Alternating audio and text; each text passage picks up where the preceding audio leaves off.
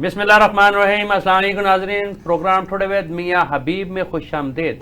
नाज़रीन, पाकिस्तान के साबिक वज़ीर ख़ारजा पीपल्स पार्टी के रहनुमा बिलावल भुट्टो ज़रदारी साहब एक आला सतही वफ़द के हमरा अमेरिका में अक़वाम मुत्तहिदा पहुँच चुके हैं और उन्होंने बैनुल-अक़वामी रहनुमाओं को पैगाम में कहा है कि भारत दहशत गर्दी को सियासी हथियार बना रहा है।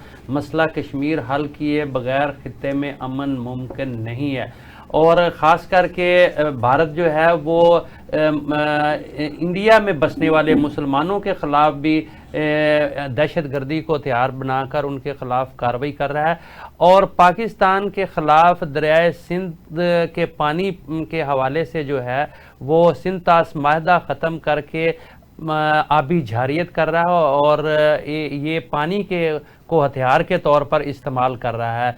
इसके अलावा उन्होंने खित्ते की सूरत हाल और जो पाक भारत कशीदगी है इस हवाले से भी जो है वो वहाँ गुफ्तगू की है और वो उनकी अब मुलाकातें शुरू होने वाली हैं और ये पाकिस्तान का एक आला सतही वफ़द जो है वो अमेरिका पहुंचा है।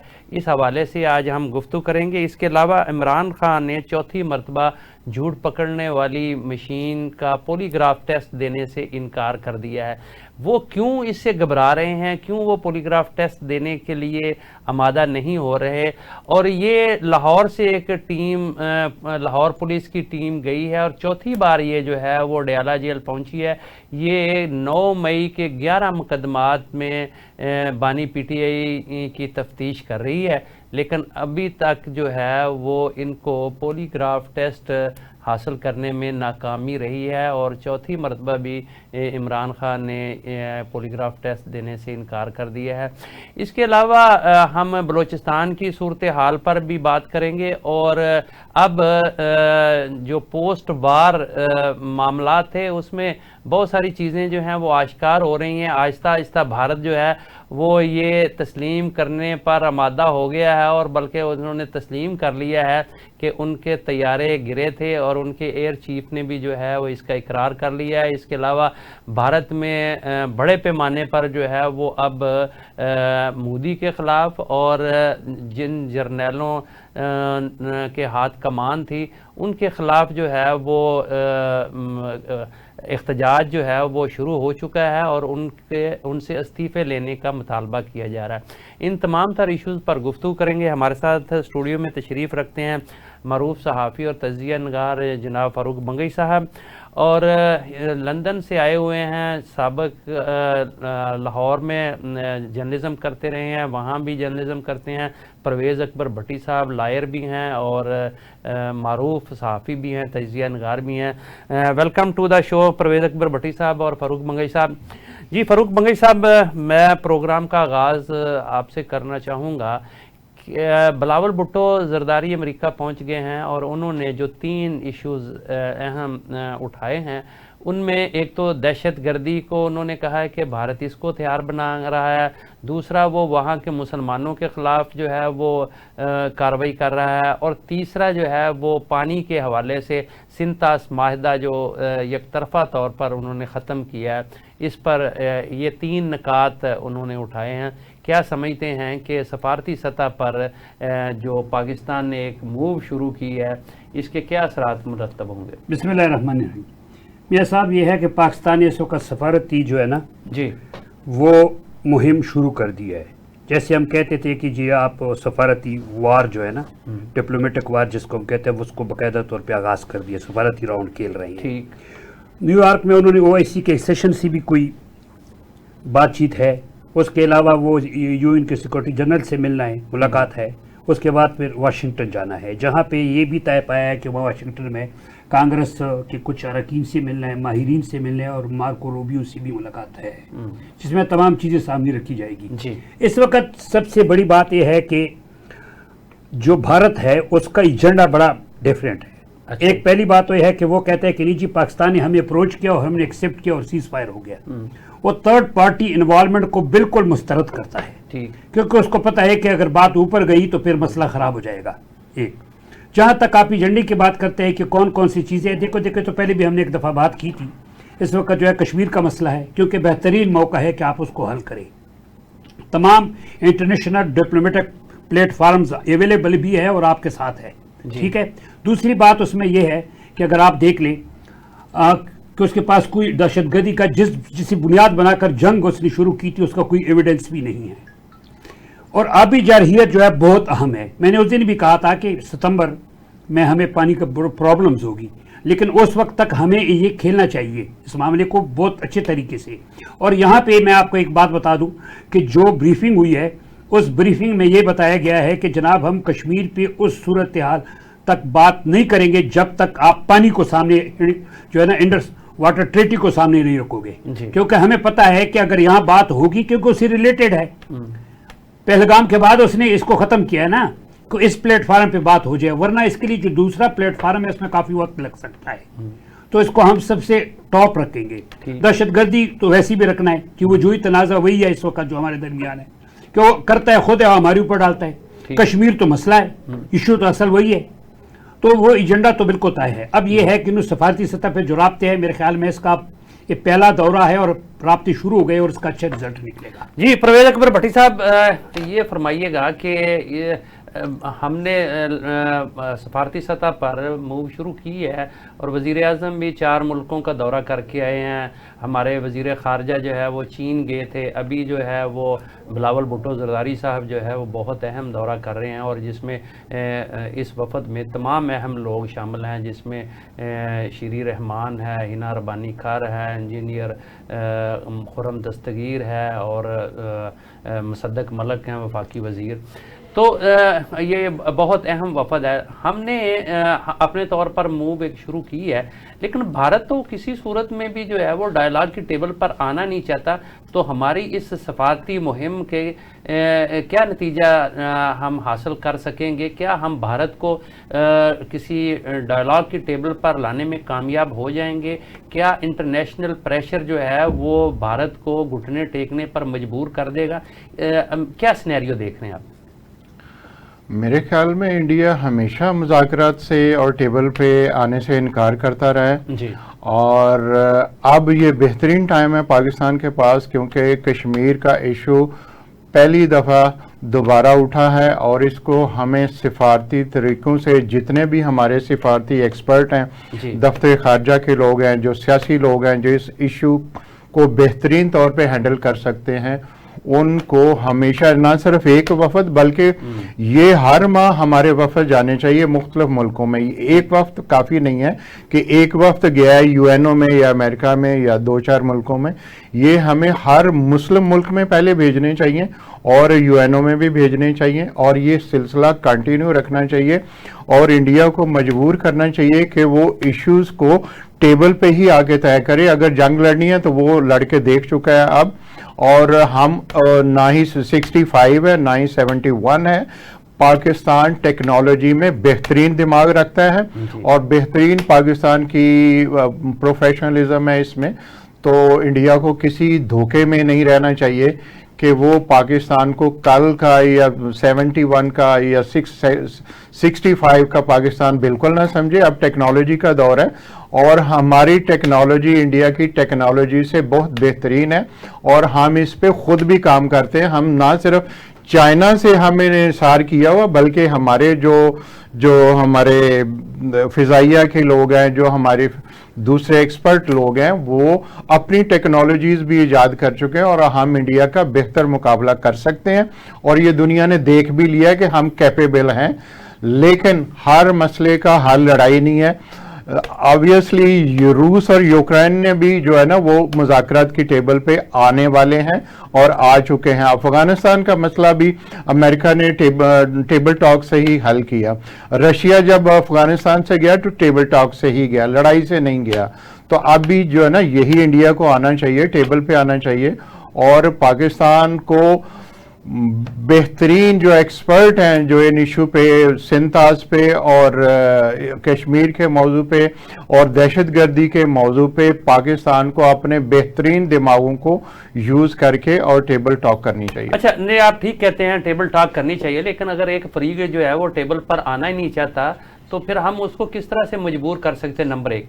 नंबर दो जो है वो देखें, हमने इसमें तो कोई शक और शुबे वाली बात नहीं, अब दुनिया जो है वो इसको तस्लीम कर चुकी है कि पाकिस्तान ये जंग पाकिस्तान ने जीती और पाकिस्तान ने बेहतरीन सलाहियतों का मुजाहरा किया है, और आज की दुनिया वाकई इस मार्के के बाद तब्दील हो गई है। पाकिस्तान को एक एडवांटेज मिला है आलमी सतह पर, लेकिन भारत जो है वो उसकी ऐसी हटदर्मी है कि वो कहता है मैं ना मानूं।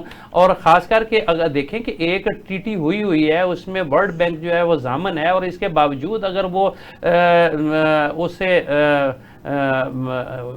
बागी होता है और उसको तस्लीम नहीं करता और कहता है मैंने इसको मुअत्तल कर दिया है, और यकतरफा तौर पर जो है वो ट्रीटी से बाहर निकलने की कोशिश करता है, तो पाकिस्तान के पास फिर क्या हथियार है? क्या दोबारा फिर जंग की सूरत में ही उसको जवाब दिया जाए, या फिर जिस तरह से पाकिस्तान ने जंग शुरू करने से पहले कहा कि हम अमन चाहते हैं, हम जंग नहीं चाहते, और भारत की जानब से जो है वो एक झारियत का जवाब दिया गया, और उसमें उसको बहुत इबरतनाक शिकस्त से दो चार होना पड़ा। उसके बाद क्या भारत इस दबाव में है कि पाकिस्तान अब सफारती सतह पर उसको टेबल पर लाने में कामयाब हो सकता है? इसका मैं दो तरीके से जवाब दूंगा। आप देखें, इंडियन जो पब्लिक ओपिनियन है वो अब वो नहीं रही जो पुरानी हुआ करती थी, जो ये झूठ बोला करते थे।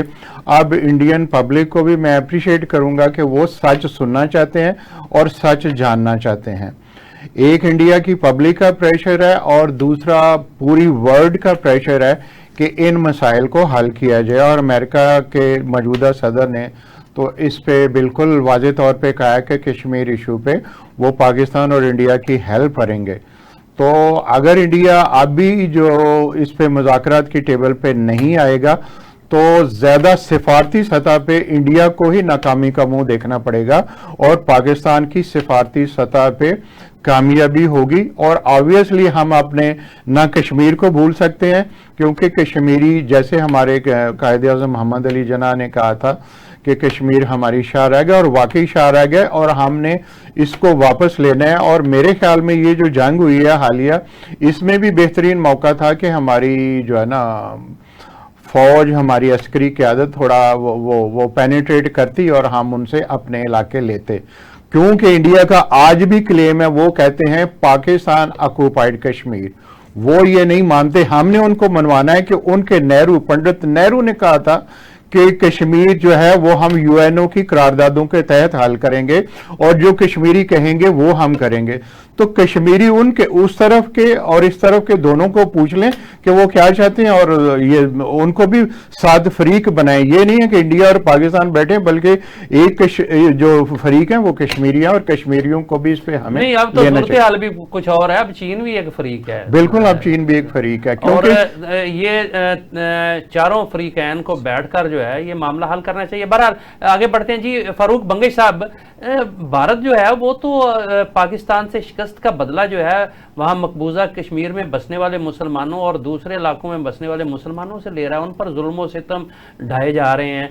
तो क्या आलमी सतह पर जो है आलमी अदारों ने इस पर आंखें बंद की हुई हैं? क्यों नहीं भारत पर प्रेशर बढ़ाया जा रहा? देखिए मेरा साहब, बात यह है कि भारत ने ये जो फॉल्स ऑपरेशन किया था ना जी, फ्लैग ऑपरेशन, उसकी बुनियादी मकसद भी यही था। एक तो मैंने पहले भी अर्ज किया, पाकिस्तान के साथ शरारत करना, कश्मीरियों पे जुल्म ढाना, और फिर जो वहाँ अलहदी पसंद तहरीकें उठ रही हैं, हाँ, उनके खिलाफ कार्रवाई करना, ये कई चीज़ें थी उसमें। अब ये है कि उसमें हाई टेक वार में तो उसको हो गई शिकस्त। अच्छा जी। अब वो दूसरी तरफ मुज़ाकरात की तरफ ही नहीं आता है, क्योंकि कश्मीर का मसला आप कब तक जो है वो DGMOs के हॉटलाइन पे रखोगे? इसको हल होना चाहिए। सही।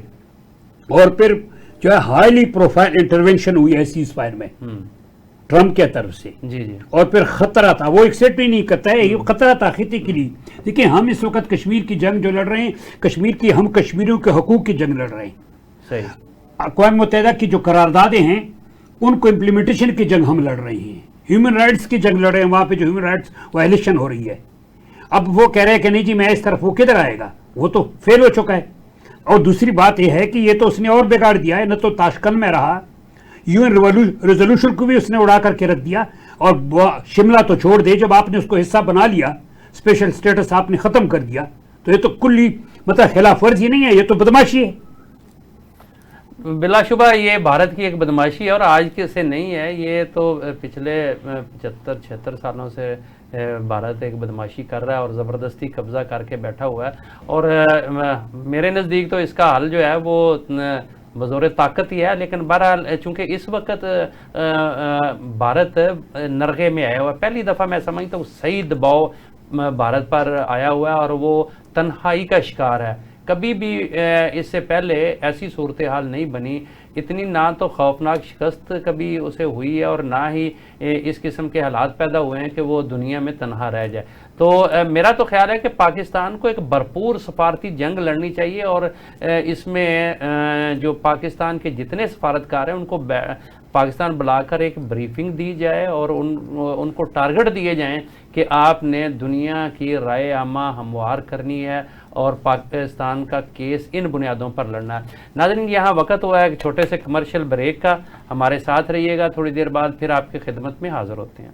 वेलकम बैक नाजरीन, हम गुफ्तगू कर रहे थे पाकिस्तान के सफारती महाज पर सरगर्मियों की और अब हम चाह रहे हैं कि बानी PTI जो उनसे तफ्तीश की जा रही है 9 मई के हवाले से और उसमें लाहौर पुलिस की एक टीम चौथी बार जो है वो अडयाला जेल पहुंची है, लेकिन वो चौथी बार पॉलीग्राफी टेस्ट देने से इनकारी हैं। आखिरकार क्या वजह क्या है, क्यों वो घबरा रहे हैं, झूठ पकड़ने वाली मशीन के सामने क्यों नहीं वो पेश हो रहे हैं और क्यों पॉलीग्राफ टेस्ट देने से इनकारी हैं। हमें टेलीफोन लाइन पर ज्वाइन किया है अज़हर सदीक, एडवोकेट मरूफ कानूनदान हैं, हम उनसे आगाज़ करेंगे। जी अज़हर भाई, ये बताइएगा कि ये इमरान खान साहब क्यों घबरा रहे हैं पॉलीग्राफ टेस्ट देने से और इसकी कानूनी हैसियत क्या है, कानून शहादत में इसकी क्या अहमियत है पॉलीग्राफ टेस्ट की?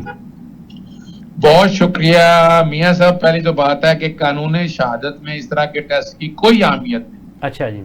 ये कागज का टुकड़ा है और बुनियादी तौर पर ये साबित करता है कि जब कोई बहुत कमजोर केस हो, उसमें कुछ भी ना हो, तो इस तरह के हीले बहाने ढूंढ के कोई एविडेंस क्रिएट करने की कोशिश की जाती है जी। और इसमें आपको पता है 9 मई के हवाले से आप अंदाजा लगाएं कि पुलिस की काबिलियत या उनकी इन्वेस्टिगेशन एजेंसियों का हालत ये देख लें कि ये 2 साल हो गए हैं, 2 साल में एविडेंस ढूंढ नहीं सके। 4 मुख्तलिफ वर्जन बदले गए कि जनाब पहले बताया गया कि फलां वादा माह को आया, वो सारे मुनारफ हो गए। फिर बताया गया जनाब एक पुलिस इंस्पेक्टर वहां पर मौजूद था जो ये क्रिमिनल कंस्पिरेसी सुन रहा था, वो 9 मई की बजाय को 13 मई को वहां पर पेश हुआ, अदालत ने उसको भी नहीं माना, उसको भी डिस्कार्ड कर दिया।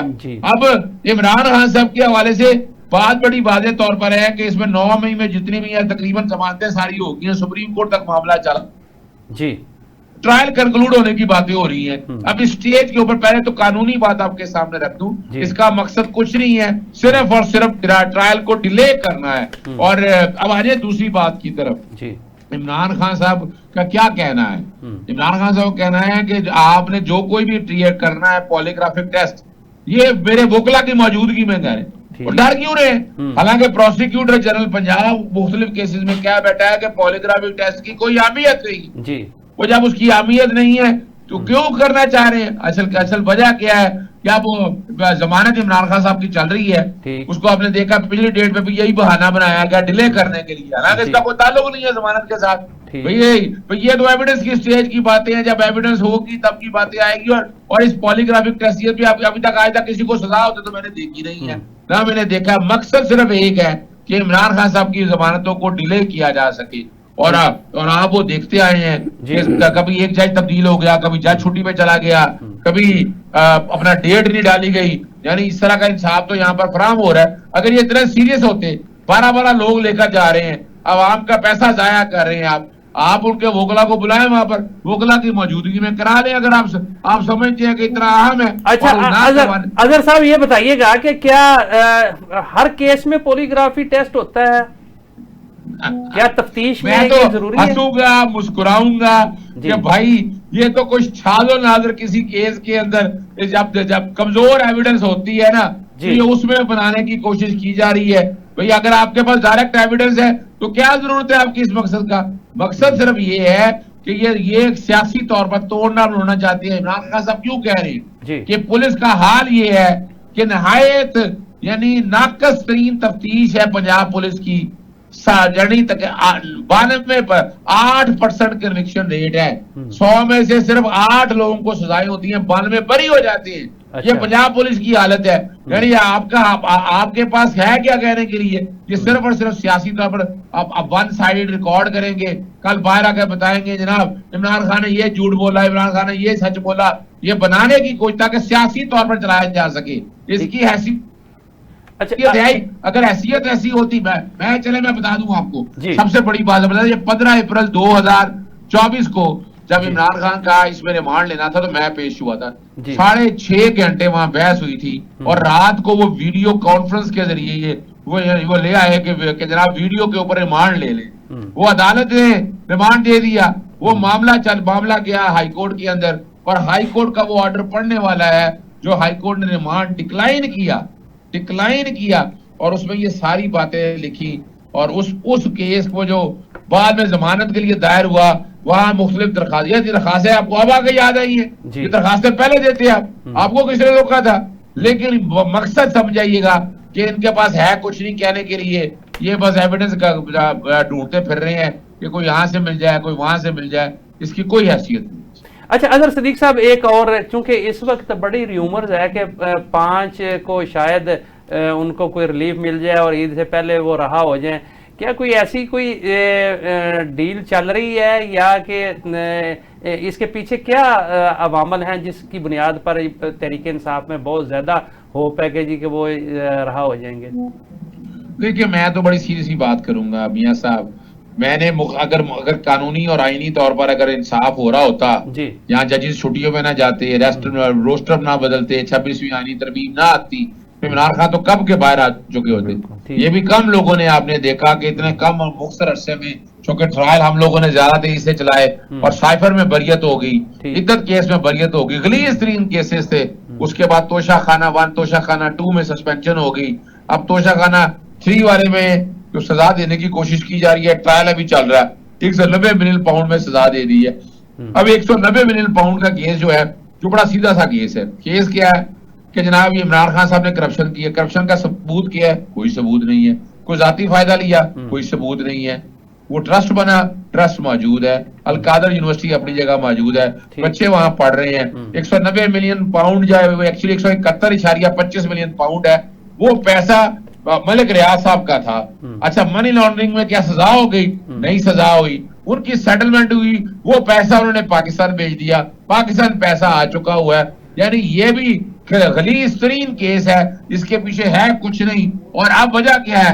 आपने देखा कि सस्पेंशन के लिए क्या कुछ हुआ, कभी बेंच तब्दील हुआ, केस फिक्स करने के लिए पाकिस्तान तहरीक इंसाफ को कितनी हिम्मत करनी पड़ी और अल्टीमेटली लगा दिया 5 को। भाई 5 से पहले क्यों नहीं लगाया? अब 5 को लगाया है, कल एक जज छुट्टी पे चला जाए 2 में से, तो केस एडजर्न हो गया, आगे ईद की छुट्टी है, ईद के बाद ले जाएंगे इसको, फिर डेट कोई मुकर्रर नहीं होगी। अगर रिकॉर्ड ना आया तो तब क्या होगा? स्पेशल प्रोसिक्यूटर तैनात कर दिए, उनमें कोई पेश ना हुआ, कोई बीमार हो गया, तो मैं नहीं देख रहा कि 5 तारीख को इमरान खान साहब की जमानत होते, मैं तो नहीं देख रहा। अब बुशरा बीबी की औरत होने के नाते जमानत बनती है, लेकिन वो जब जज छुट्टी पे चला गया, रिकॉर्ड ही पेश ना हुआ, तो क्या होगा? एडजर्न हो जाएगा। कोशिश उनकी यही है किसी तरह से ये जून गुजार दिया जाए।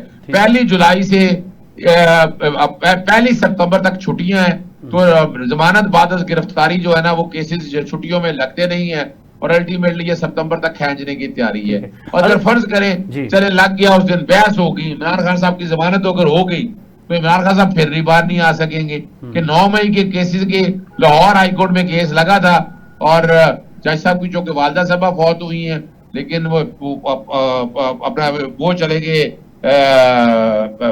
मुल्तान बेंच के अंदर, तो किसी और जज के पास लगा देना चाहिए था, बहस भी खत्म हो जानी चाहिए थी। तो 16 जून तक उन्होंने आना नहीं है, तो 16 जून तक तो केस सुना नहीं जाना। और उसकी मेरा ख्याल है कोई डेट पड़ी भी नहीं है, वो डेट आगे पता नहीं कौन सी डलती है, क्या पड़ती है डेट, वो अपनी जगह है। तो मैं तो बहरहाल ईद से पहले इमरान खान साहब को जेल से बाहर आता नहीं जी, बिल्कुल ठीक कहते हैं अजहर सिद्दीक साहब, हालात ऐसे ही हैं। और मुझे जो लग रहा है डील के बगैर जो है वो इमरान खान साहब बाहर आते नजर भी नहीं आते। बहरहाल गुफ्तगू करने का बहुत शुक्रिया अजहर सिद्दीक साहब। जी फारूक बंगई साहब, आप बताइएगा कि क्या ये जो इस वक्त इमरान खान साहब पॉलीग्राफी टेस्ट से घबरा रहे हैं, ये असल में ये हुकूमत क्यों या पुलिस जो है वो क्यों पॉलीग्राफ टेस्ट हर सूरत लेना चाह रही है, और इमरान खान क्यों इससे हर सूरत जो है वो कन्नी कतरा रहे हैं? मियां साहब, ये पॉलीग्राफ टेस्ट जो है बराह रास्त झूठ को नहीं पकड़ सकता। अच्छा, इंडिकेटर देता है, उसमें इंडिकेटर वाइटल साइन की कुछ चीज होती है, जैसे आपका ब्लड प्रेशर हो गया, रेस्पिरेशन है, और फिर हाथों पे पसीना, चंद एक चीजें होती है जो इंडिकेट करता है। लेकिन इसका रिजल्ट जो है वो रिलायबल नहीं है, 100% नहीं है कि वो 100% कोई आपको बता दे। ठीक, नंबर पहली बात तो ये है। दूसरी चीज उसमें ये है कि इसके लिए एक माहौल चाहिए कंफर्टेबल, जो कैदी अंदर हो इतनी मतलब एक सख्त टेंशन में हो, जाहिर है वो तो वैसे भी उसके वाइटल साइन राइज होंगे जब आप सवाल करेंगे, ऐसा कोई सवाल उससे करोगे। ठीक। और तीसरी बात यह है कि ये मेरे ख्याल में यह है कि उनकी कोशिश यह है कि इस हवाले से कुछ आ जाएगा, जैसे हज़रत सदीक साहब ने भी फरमाया, तो फिर हम उसको नैरेटिव बना देंगे कि देखो जी अब तो मशीन ने भी कह दिया कि वो झूठा है, और यही भी एक वजह है कि वो उसको पता है कि उन्होंने तो अपनी मर्जी का जो है ना नैरेटिव बनाना है, तो इसलिए वो इनकारी है। अच्छा, ठीक है, इसका मतलब है कि कोई सियासी बयानिया बनाने के लिए जो है वो ये सारा कुछ किया जा रहा है। अच्छा, परवेज अकबर भट्टी साहब, आप जिस माशरे से आए हैं वो वहाँ तो सारा कुछ जो है वो तफ्तीश ही सारी जो है वो सवाल जवाब और इस किस्म के तकनीक के साथ जो है वो होती है, तो वहाँ पॉलीग्राफी टेस्ट जो है उसकी क्या अहमियत है और क्या वाकई ये झूठ को पकड़ लेती है? ये ऑब्वियसली ये एक साइंटिफिक आला है और इसको मगरब में तो इस्तेमाल किया जाता है जी, लेकिन सिर्फ यही इस्तेमाल नहीं किया जाता, उससे पहले जितने भी इन्वेस्टिगेशन के मराहल होते हैं उनको पूरा किया जाता है। और अगर कोई हीनियस क्राइम है, ऐसा है जिसमें कोई प्रूफ नहीं मिल रहा गवर्नमेंट को या कुछ उनको तफ्तीशी इदारों को, तो ये एक लास्ट रिजॉर्ट होता है। तो इसको उन जो दूसरी तफ्तीश उन्होंने की होती है, जो दूसरे एविडेंस होते हैं, उनके साथ मिला के ये पेश किया जाता है। ये एक अकेला टेस्ट किसी भी मुल्ज़िम को सजा देने के लिए नाकाफी है, मेरा ख्याल है ये। जी नाजरीन, यहाँ वक्त हुआ है कि छोटे से कमर्शियल ब्रेक का, हमारे साथ रहिएगा, थोड़ी देर बाद फिर आपकी खिदमत में हाजिर होते हैं। वेलकम बैक नाजरीन, हम गुफ्तगू कर रहे थे बानी PTI का पॉलीग्राफ टेस्ट के हवाले से, और हमारे साथ शरीक गुफ्तगू थे अजहर सदीक एडवोकेट साहब, फरूक बंगई साहब और परवेज अकबर भट्टी साहब। अब एक हम दूसरे मौजू पे बात करेंगे, और वो है बलूचिस्तान के हवाले से, चूँकि बलूचिस्तान बड़ा सेंसिटिव एरिया है और पाकिस्तान इस हवाले से बहुत टची है। वहाँ दहशत गर्दी के बहुत सारे वाक़यात हो रहे हैं और पाकिस्तान ने फैसला किया है कि इसको जड़ से ख़त्म करना है, और इस हवाले से प्राइम मिनिस्टर साहब भी और चीफ ऑफ आर्मी स्टाफ बल्कि फील्ड मार्शल आसम मुनीर साहब और दीगर आला हकाम भी जो है वो कोयटा गए हुए थे, और इसको फितनातुल हिंदुस्तान करार दिया गया इस प्रॉक्सी को। इस हवाले से हम गुफ्तगू करेंगे। हमारे साथ मौजूद हैं फरूक बंगई साहब और परवेज अकबर भट्टी साहब। जी फरूक बंगई साहब, क्या समझते हैं आप बलूचिस्तान में जो इस वक्त सूरत हाल है, और ख़ास करके अब फिर 2-3 वाक़यात ऐसे हुए हैं जिससे पता चला है कि इसके पीछे इंडिया और भारत जो है वो कार फरमा है और वो शरारतों में बिज़ी है, और लगता भी यही था कि शर्मनाक शिकस्त के बाद अब वो कोई प्रॉक्सी पर ज़्यादा तवज्जो देगा, और हमें उसके शवाहिद भी मिलना शुरू हो गए हैं, और इसको हमने फितनातुल हिंदुस्तान का नाम दिया है। पाकिस्तान बलूचिस्तान की सूरत हाल से किस तरह से निपटना चाह रहा है? साहब, पहली बात तो ये है कि आपको याद होगा पहले भी मैंने कहा था कि इंडिया की नेक्स्ट ऑप्शन क्या है, क्या करेगा तारगढ़ में, और इसमें टॉप ऑफ द लिस्ट ही मैंने रखा था बलूचिस्तान के हवाले से। ये जो नाम दिया है फितर तो हिंदुस्तान में बहुत अच्छा इकदाम है, इसलिए कि पहले उन्होंने जिन नामों से वो ऑपरेट करते हैं इसको हम इंडियन प्रॉक्सी कहते हैं। जिन नामों से ऑपरेट करते हैं उसमें बलोच का लफ्ज़ आता है, और बलोच सारे बलोच तो BLA नहीं है ना, और ये है कि वो एक रिस्पेक्टेबल लोग है, और इस तरह जो है ना वो ये सही नाम दिया है। लेकिन इंडियन प्रॉक्सी हम उसको कह सकते हैं। इंडियन प्रॉक्सी, अब देखिए, अब इंडिया यहाँ पे न सिर्फ ग्रेट गेम खेल रहा है बल्कि डर्टी गेम खेल रहा है। ठीक, अब 2 प्रॉक्सी पहले से जो ऑपरेटिव होती वो उसने एक 3rd प्रॉक्सी भी उसमें ऐड कर दिया है जिसको बराह रास्त इसराइल से लिंक है जी, और वो बड़ा खतरनाक प्रॉक्सी है। अच्छा, ये हाँ। ये एक नई बात आपने जी, की है। मैं आपको बताता इसराइल- हूं गो कि इसमें जो ये मैंने पहले भी अर्ज किया था, इनविजिबल फोर्सेस है जो वहां ऑपरेटिव है। अच्छा। लेकिन कुछ मुख्तलिफ नामों से जो है वो तो, अब एक तो चीज़ ये है कि इंडिया को काफ़ी मसाइल भी होंगे तरबियत के हवाले से, फंडिंग के हवाले से, कई चीज़ें, क्योंकि अफगानिस्तान ने भी वहाँ से उनको जवाब दे दिया है ना, जैसे अफगानिस्तान से हमारे ताल्लुकात ठीक हो गए, तो कोई वहाँ भी वो इस्तेमाल वो जगह नहीं कर सकते, पहले भी नहीं करते थे, लेकिन जो भी थोड़ा बहुत था तो वो रास्ता तो बंद हो गया। अब ये बराह रास्त इंडिया से कंट्रोल करेगा, और यही वजह है कि कार्रवाइयाँ उसने तेज किया, फंडिंग में इजाफा किया है। लेकिन इसमें थर्ड प्रॉक्सी जो है वो और भी, क्योंकि उसके बाद ये शहरी इलाकों तक आना शुरू हो गए हैं, पहले तो फोर्स से तरसीबात को करते थे ना, तो अब जो थर्ड है वो वेरी डेंजरस है, बहुत ज़्यादा खतरनाक है। वो इसलिए खतरनाक है कि वो फिर हमारे कई, मतलब हम नहीं बता सकते, और भी हलकों को निशाना बनाएंगी। अच्छा, इसराइल की इन्वॉल्वमेंट हम सुनते तो रहे हैं कि वो भारत को इस हवाले से फैसिलिटेट करता है, वो उसको गाइडलाइन देता है और इस हवाले से मदद करता रहा है। लेकिन आज आपने जो इशारा किया है कि वो वहाँ बलूचिस्तान में एक थर्ड फोर्स जो है, या एक जो है प्रॉक्सी में वो भी इन्वॉल्व हो गया है, तो ये आलमी सतह पर हम इसे क्यों नहीं मेरे साहब इस वक्त बहुत तनहा हो चुका है हिंदुस्तान के साथ, इंडिया के साथ कोई नहीं है सिवाय इसराइल की। इसराइल गो के इसराइल खुद भी इंगेज है वहाँ पे मुकम्मल तौर पे। ट्रंप का हालिया दौरे से तो बिल्कुल नर्वस हुआ है वो, लेकिन ये है कि उनको देखे वो हालात चीज़ें सप्लाई करता है, फंडिंग करता है हर लिहाज से। और ये जो नई प्रॉक्सी को देखे ना, वहाँ जो कुछ वो करता रहा है खिते में, उसकी भी तो प्रॉक्सी चलती रही है। अब ये है कि ये इसके अलावा कोई और रास्ता नहीं है इंडिया के पास, और तमाम तर जोर यहाँ लगाएगा, साथ साथ अपना मिलिट्री बिल्डअप भी करेगा। ठीक। हाँ। जी, परवेज अकबर भट्टी साहब, आप क्या समझते हैं, बलूचिस्तान का मसला है क्या और इसका हल किस तरह से मुमकिन है? और कुछ लोग जो हैं वो यूके में भी बैठे हुए हैं जो बलूचिस्तान में हालात ख़राब करने के ज़िम्मेदार हैं, और वहाँ बैठ के भी वो कंट्रोल कर रहे हैं, तो क्यों नहीं हम आलमी सतह पर भी जो है वो उनकी सरकूबी के लिए कोशिश कर रहे हैं? मियाँ साहब, लंदन में तो अल्ताफ हुसैन भी बैठा हुआ है, बैठने से कोई फर्क नहीं पड़ता। अच्छा। असल में ये है कि हम गवर्नमेंट ऑफ पाकिस्तान इसको कितना सीरियस ले रही है इस मसले को। मैं इस पे एक आर्टिकल भी लिख चुका हूँ पिछले महीने, और मैं अपनी इंफॉर्मेशन की बुनियाद पे आज आपको डिस्क्लोज कर रहा हूँ कि इसराइल आज से बलूचिस्तान में इंटरेस्टेड नहीं है, पिछले 30 साल से इंटरेस्टेड है। जब से अमेरिकन उधर आए हुए हैं अफगानिस्तान से, तब से इसराइल अफगानिस्तान में काम कर रहा है, दोनों जॉइंट वेंचर इंडिया और अमेरिका। ये मेरी इंफॉर्मेशन है जो मैं गवर्नमेंट के साथ वो कर चुका हूँ शेयर। और दूसरा ये है कि देखें, बलोची हमारे बहुत प्यारे लोग हैं, बहुत प्यारे इंसान हैं, तो बीएलए के चंद लोगों को निकाल के पूरा बलूचिस्तान जो है, उनके बुनियादी मसाइल हैं, उनके कुछ बुनियादी हकूक हैं, अगर हम उन पे फोकस कर लें तो दहशतगर्दी आधी से ज्यादा तो यही खत्म हो जाएगी।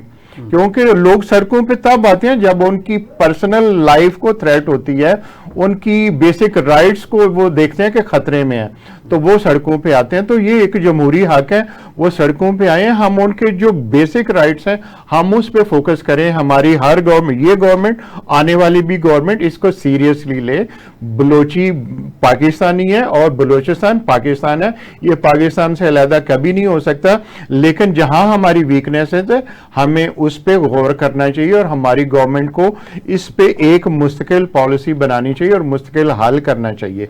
एक बुनियादी हकूक है, एक प्रॉक्सी वार है, और प्रॉक्सी वार जो है वो इतनी स्ट्रांग नहीं है जितने के हम उनके जो बेसिक राइट्स हैं उनको निगलेक्ट कर रहे हैं। नहीं, आपने दुरुस्त कहा, लेकिन बात यह है कि सिर्फ ऑपरेशन ही एक हल नहीं, लेकिन मैं समझता हूं कि जो लोग भी इसमें मुलव्वस हैं उनके खिलाफ जो है एक रूथलेस सप्रेशन होना चाहिए।